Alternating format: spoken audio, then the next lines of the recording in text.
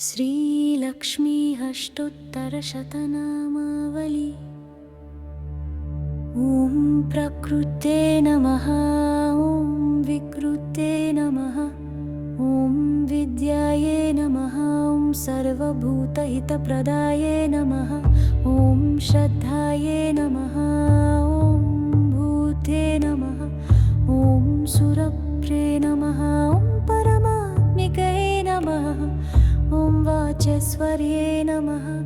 ॐ वसुधाये नमः, तुष्टे नमः, ॐ पुष्टे नमः, ॐ शान्ते नमः, ॐ कान्ते नमः, ॐ समृद्धिदाये नमः, ॐ नन्दिन्ये नमः, ॐ विजयाये नमः, ॐ विष्णुपत्न्ये नमः, ॐ नारायणसमाश्रितये नमः, दारिद्र्यनाशिन्ये नमः, शुभाये नमः, हिरण्यप्राये नमः, ॐ हेममालिन्ये नमः, कनकप्रदाये नमः, ॐ श्रेयसे नमः,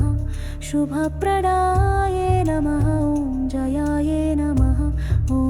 मङ्गलदाये नमः, ॐ विश्वमातरि नमः, जगत्तदात्रे नमः, ॐ विष्णुपत्न्ये नमः,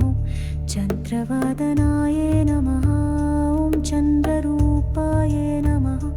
चतुर्बाहुसमन्वितये नमः, ॐ शुक्लाम्बरधरायै नमः, ॐ देवये नमः, ॐ नानालङ्कारभूषिताये नमः,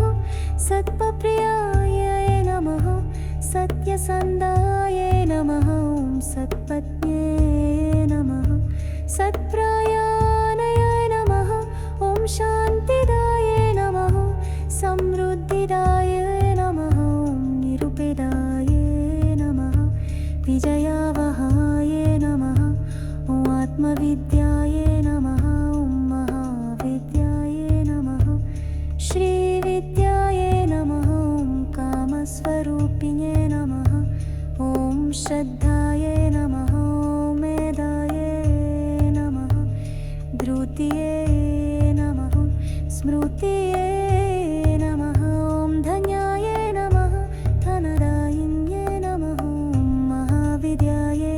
नमः, यशस्विन्यै नमः, वसुन्धराये नमः, उदाराङ्गे नमः, हेममालिन्ये नमः, ॐ धनधान्यकर्ये नमः, सिद्धे नमः, ॐ शत्रुनाशिन्ये नमः, ॐ विभावाय नमः, बुद्धिमत्ये नमः, बहुप्रदाये नमः, भक्तिसौभाग्यदाये नमः, ॐ अरविन्दाकुलिकाशोभये नमः, चक्रिण्ये नमः, जालासन्नताय नमः, दुर्वाकादिन्ये नमः, ॐ देवे नमः, महासुरनाशिन्ये नमः, पर्वनाये नमः, स्थितिकारे नमः, नित्यपुष्ट्याये नमः, विपुलाये नमः,